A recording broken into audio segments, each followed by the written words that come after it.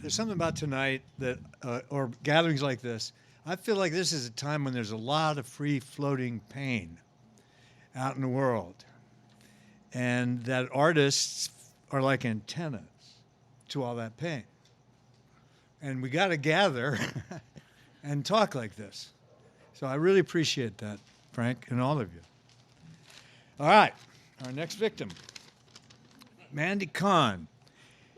Yeah, is the author of two poetry collections, Glenn Gould's Chair and Math, Heaven, Time, both from London-based publisher Eyewear. Her poetry is included in the Best American Poetry 2018 from Scribner, Simon & Schuster. Kahn is the recipient of the 2018 Shakespeare Prize in Poetry. Got to be good to get that. She frequently collaborates with composers to create new works that combine verse and classical music, and is one of the Pulitzer Prize-winning, and is one of the creators of Yuval Sharon's immersive opera Hopscotch. Kahn has written librettos for Pulitzer Prize-winning composer Ellen Reed, and her recent commissions include an audience participation poem for the orchestra Wild Up. Lori Kahn. I'm so incredibly grateful and excited to be here today. I'm going to start with this poem by Neruda called Your Hands. When your hands leap towards mine, love, what do they bring me in flight? Why did they stop at my lips so suddenly? Why do I know them, as if once before I have touched them, as if before being they traveled my forehead, my waist. Their smoothness came winging through time, over the sea and the smoke, over the spring. And when you laid your hands on my chest, I knew those wings of the gold doves. I knew that clay and that color of grain. The years of my life have been roadways of searching, a climbing of stairs, a crossing of reefs. Trains hurled me onwards, waters recalled me. On the surface of grapes, it seemed that I touched you. Wood of a sudden made contact with you. The almond tree summoned your hidden smoothness until both your hands closed on my chest like a pair of wings ending their flight.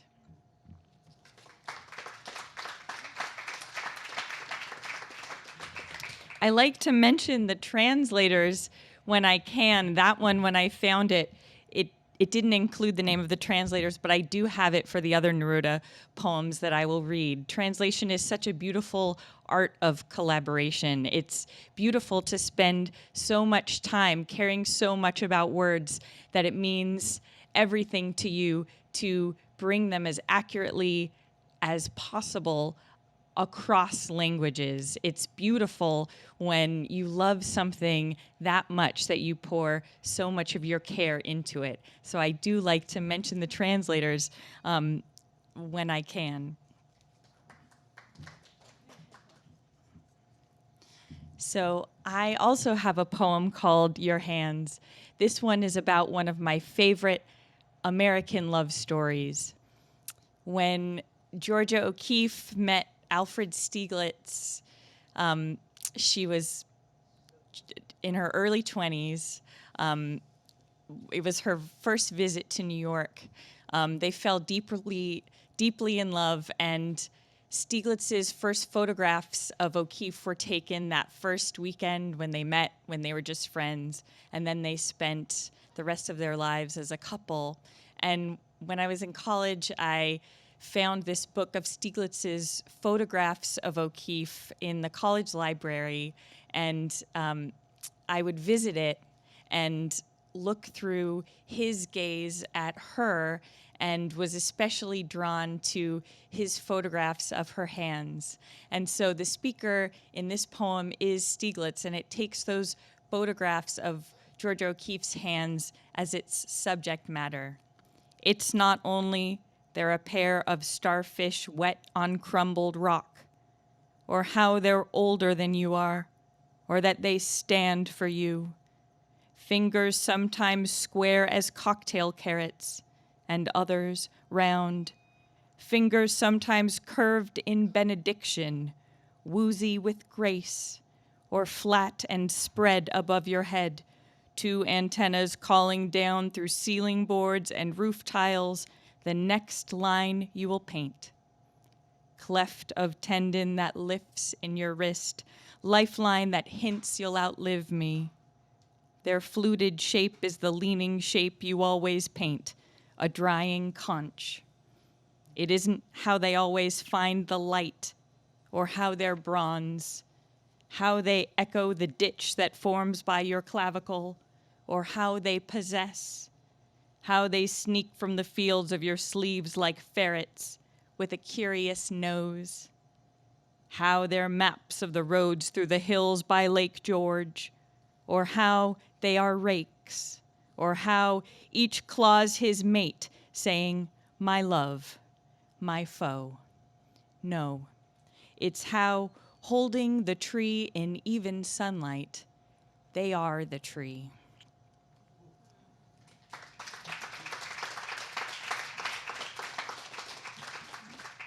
I'm so excited that I get to read one of Neruda's love sonnets. This is Love Sonnet number 17, translated by Mark Eisner. And Eisner also wrote the Neruda biography. There's some copies of it on the table back there. I don't love you as if you were a rose of salt, topaz, or arrow of carnations that propagate fire. I love you as one loves certain obscure things, secretly between the shadow and the soul. I love you as the plant that doesn't bloom, but carries the light of those flowers hidden within itself. And thanks to your love, the tight aroma that arose from the earth lives dimly in my body. I love you without knowing how, or when, or from where. I love you directly without problems or pride. I love you like this because I don't know any other way to love, except in this form in which I am not, nor are you, so close that your hand upon my chest is mine, so close that your eyes close with my dreams. And here's a poem that I wrote called Love Poem. If we slept in tandem, nude and noon, breathing in each other's cycled air, windows shut, door to the bedroom shut, light through pleated shears, only a filtered light, would we, after one night's steady hours, wake to find we'd let our edges change? We're enough alike that, wrapped in chrysalis, what would melt and pool and form again would be hewn of two close marbled shades, grades of a single color, emerald and pine, and only the depth would be new, depth and dimension. I have been emerald, my dear, that cold, bright hue that's made from the whole earth and all time. And you, my love, my darling, have been pine, earthly too, but stalk of waving air. Let us be hard and soft now, green within greener, marbled, drawn to a center, fragrant and glittering. End with one Neruda poem about end of life idea and one of mine. This is called Finale, and it's translated by William O'Daly. Finale. Matilda, years or days, sleeping, feverish, here or there, gazing off, twisting my spine, bleeding true blood, Perhaps I awaken or am lost, sleeping. Hospital beds, foreign windows, white uniforms of the silent walkers, the clumsiness of feet. And then these journeys and my sea of renewal, your head on the pillow, your hands floating in the light, in my light, over my earth. It was beautiful to live when you lived. The world is bluer and of the earth at night when I sleep enormous within your small hands.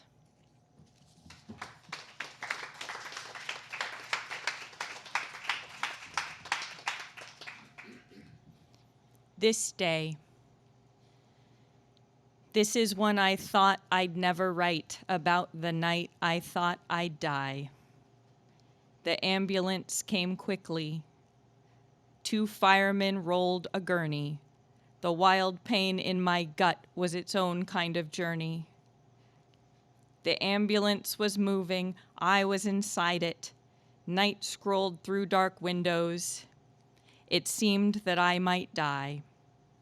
And I felt ready. Had I been given a choice, I would have stayed here, written 10 more volumes. First, the one you're holding. There was no choosing. I told Boris he was there to tell you all had been forgiven. I grasped at nothing. My final thoughts were loving, grateful for the things that I had finished. They both felt easy. To stay like a bird on a branch, perching, trilling, with all flight held within it, or to go flying. Yes, I would have chosen you and living, even knowing heaven. This day was given. Thank you.